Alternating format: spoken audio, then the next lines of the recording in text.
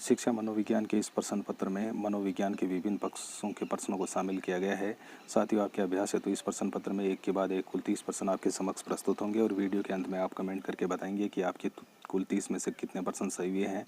अगर आप शिक्षक भर्ती की तैयारी कर रहे हैं तो आप मेरे चैनल पर जाकर अन्य वीडियो भी देख सकते हैं जो आपकी तैयारी में सहायक साबित होंगे। तो पहले प्रश्न में पूछा है कि संवेग व्यक्ति की उत्तेजित दशा है, ये कथन किस मनोवैज्ञानिक का है। तो ऑप्शन में दे रखा है क्रो एंड क्रो, वुडवर्थ, हल, आई के डेविस। तो सही उत्तर वुडवर्थ। दूसरे नंबर के सवाल में निम्न में से कौन संज्ञानात्मक समग्र आकृति मनोवैज्ञानिक नहीं है। टोलमैन, वर्दीमर, कोपका और कोलर। गेस्टाल्ट थ्योरी के सिद्धांत का अनुसरण करने वाले वर्दीमर, कोपका और कोलर हैं, जबकि टोलमैन है वो इसमें नहीं है। तो टोलमैन है वो विकल्प एक है, वो इसका उत्तर होगा। कौन सी अवस्था में बालक मूर्त वस्तुओं के आधार पर बनाए गए पट्टे से अमूर्त वस्तुओं के बारे में पट्टे निर्माण करना सीखता है। मूर्त संक्रियात्मक अवस्था, संवेगी गामक अवस्था, पूर्व संक्रियात्मक अवस्था, अमूर्त संक्रियात्मक अवस्था। जीन पियाजे के द्वारा संज्ञानात्मक सिद्धांत के अनुसार 4 प्रकार की अवस्थाओं का वर्णन किया गया है, जिसमें जो मूर्त संक्रियात्मक अवस्था वो 7 से 12 वर्ष तक है, संवेगी गामक अवस्था वो 0 से 2 वर्ष तक है, पूर्व संक्रियात्मक अवस्था 2 से 7 वर्ष तक और अमूर्त संक्रियात्मक अवस्था है वो 11 वर्ष से ऊपर की है। तो राइट विकल्प है वो अमूर्त संक्रियात्मक अवस्था, 4 नंबर इसका होगा। फिर मनोवैज्ञानिक किस संप्रदाय में तथ्यात्मक एवं वस्तुनिष्ठ विधियों के अध्ययन के उपयोग पर बल दिया जाता है। मनोविश्लेषणवाद, संज्ञानात्मक व्यवहारवाद और संरचनावाद। तो इसमें व्यवहारवाद है वो इसका उत्तर होगा। थार्नडाइक के अधिगम सिद्धांत का शैक्षणिक महत्व है। थार्नडाइक के द्वारा दिए गए जो सिद्धांत हैं उनका शिक्षा में क्या महत्व है ये पूछा है। तो पहले ऑप्शन में खेलकूद प्रतियोगिता में, आदत निर्माण की प्रक्रिया में, अभ्यास व पुनरावृत्ति में, कला शिक्षण में। तो थार्नडाइक के सिद्धांत हैं वो अभ्यास और पुनरावृत्ति में उपयोगी साबित हैं। फिर 6 नंबर के सवाल में जीवन का अनोखा काल किसे कहा गया है। प्रौढ़ावस्था, किशोरावस्था, बाल्यावस्था, शैशवावस्था। तो जीवन का अनोखा काल है वो बाल्यावस्था को कहा जाता है। नीचे 7 नंबर सवाल में निम्न युग्मों में से कौन सा सही सुमेलित है। सिर्फ एक मनोवैज्ञानिक और उसका सिद्धांत है वो ही सही सुमेलित है, बाकी सभी गलत हैं।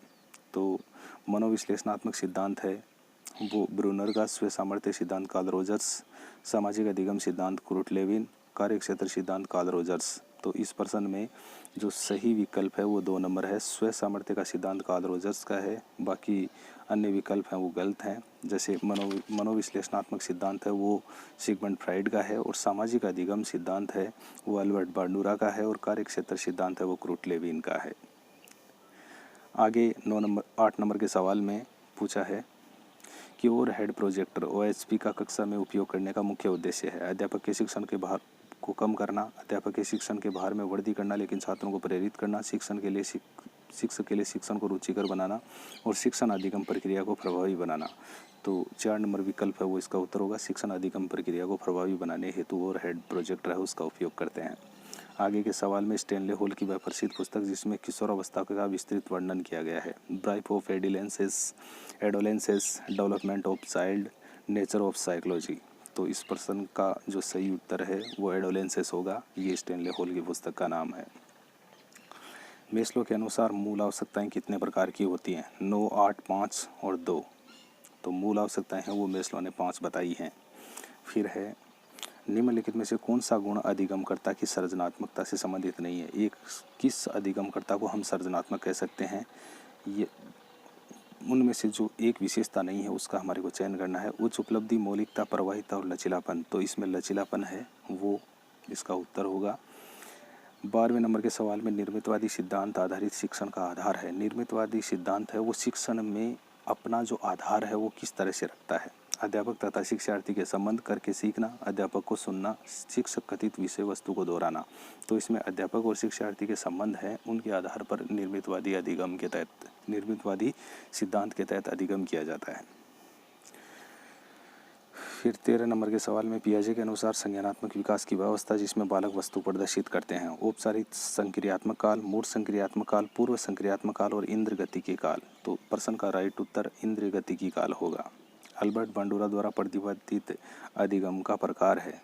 तो अल्बर्ट बांडुरा ने सामाजिक अधिगम का जो सिद्धांत दिया था वो इसमें उसका जो अन्य नाम है वो भी नाम इसमें हमारे को अलग करना है। प्रेक्षणात्मक अधिगम, अंतर्दृष्टि अधिगम, अनुभवजन्य अधिगम और सक्रिय अधिगम। तो इसमें प्रेक्षणात्मक अधिगम है वो इसका उत्तर होगा। 15 नंबर के सवाल में निर्मितवादी शिक्षण सिद्धांत मॉडल के अनुसार सही क्रम है। निर्मितवादी शिक्षण सिद्धांत की जो प्रक्रिया है वो किस प्रकार बनेगी, इसके कुछ शब्द नीचे दिए गए हैं और उन शब्दों को सही क्रम में हमारे को सजाना है। अन्वेषण करना, व्याख्या करना, विस्तार करना और मूल्यांकन करना। तो इसमें इस प्रकार के कुछ शब्द दिए गए हैं, तो इसका जो सही उत्तर है वो 1 नंबर होगा। पहले अगर हम किसी वस्तु का अन्वेषण, उसकी खोज करते हैं, फिर उसकी व्याख्या करेंगे और फिर उसका विस्तार करेंगे और अंत में विस्तारित विषय वस्तु है उसका मूल्यांकन है वो हम करेंगे। 16 नंबर के सवाल में निम्न में से कौन सा कुंठा उत्पन्न होने का आंतरिक कारक है, कि एक बच्चे के अंतर्गत कुंठा है वो आंतरिक रूप से कब उत्पन्न होती है। सामाजिक कारक, शारीरिक असामान्यता, जल विद्युत का अभाव, आंतरिक कारक। तो शारीरिक असामान्यता है तब बच्चा है वो अंदर से अपने आप को फ्रस्ट्रेटेड अनुभव करता है। 17 नंबर के सवाल में निम्न कौन सा कारक है प्रभावी कक्षा कक्ष संप्रेषण से संबंधित नहीं है, कि एक प्रभावी कक्षा कक्ष में जो संप्रेषण है उससे संबंधित नहीं जो विकल्प है वो कौन सा है। उपयुक्त हाव भाव, विषय वस्तु स्पष्टता, अलंकारिक भाषा, दिमागीय प्रक्रिया। तो अलंकारिक भाषा है वो इसका उत्तर होगा। 18 नंबर सवाल में कौन व्यवहारवादी मनोवैज्ञानिक नहीं है। Jerome Bruner, Ivan Petrovich Pavlov, E.L. Thorndike और B.F. स्किनर। तो प्रश्न में जेरोमस ब्रूनर है वो व्यवहारवादी मनोवैज्ञानिक नहीं है, बाकी सभी व्यवहारवादी मनोवैज्ञानिक नीचे दे रखे हैं। जेरोमस ब्रूनर है वो अन्वेषणात्मक सिद्धांत के प्रवर्तक माने जाते हैं। 19 नंबर के सवाल में एक 8 वर्षीय बालक अपने छोटे भाई की तरह घुटने के बल पर चलता है, ये उदाहरण है। ये किस प्रकार की रक्षा युक्ति का उदाहरण है। क्षतिपूर्ति, दमन, प्रतिगमन और युक्तिकरण। तो बड़ा भाई है वो छोटे भाई की तरह अगर चल रहा है घुटनों के बल पर तो वो प्रतिगमन रक्षा युक्ति का अनुसरण कर रहा है। प्रतिगमन रक्षा युक्ति के अंतर्गत व्यक्ति है वो अपनी पुरानी आदतों में लौटता है। 20 नंबर के सवाल में व्यक्तित्व मापन की किस विधि में व्यक्ति को चित्र दिखाकर उसके आधार पर लिखी गई कहानी के विश्लेषण के द्वारा व्यक्तित्व का मूल्यांकन किया जाता है। व्यक्ति परिसूची, प्रेक्षेपण विधि, जीवन इतिहास विधि, मानदंड मूल्यांकन विधि। कि एक व्यक्ति है उसको चित्र भी दिखाया जा रहा है, साथ में उस चित्र को दिखाए गए चित्र के आधार पर उसको कहानी लिखने के लिए कहा जाता है और कहानी के आधार पर उसके व्यक्तित्व का मूल्यांकन किया जाता है। तो ऐसा मानदंड मूल्यांकन विधि के अंतर्गत उसका मूल्यांकन होता है। बाकी प्रेक्षेपण विधि है उसके अंतर्गत सिर्फ हम व्यक्ति को चित्र दिखाते हैं और उसके आधार पर उसके व्यक्तित्व का आकलन करते हैं। 21 नंबर सवाल में टर्मन ने बुद्धिलब्धि की सारणी कब प्रस्तुत की। सन 1922 में, 1905 में, 1916 में और 1908 में। बुद्धिलब्धि के आधार पर जो क्लासिफिकेशन है वो टर्मन ने सन 1916 में किया था, जिसमें उन्होंने प्रतिभाशाली बुद्धि, औसत बुद्धि, मंद बुद्धि और जड़ बुद्धि इनका जो वर्गीकरण है वो इन्होंने किया था। तो वो सन 1916 में इनके द्वारा किया गया था। 22 नंबर के सवाल में समस्या समाधान की योग्यता निर्भर करती है लंबाई व भार में वृद्धि पर, शब्द भंडार के विकास पर, शब्द चिंतन व तर्क के विकास पर, आकार व आकृति के विकास पर। सही उत्तर चिंतन व तर्क के विकास पर।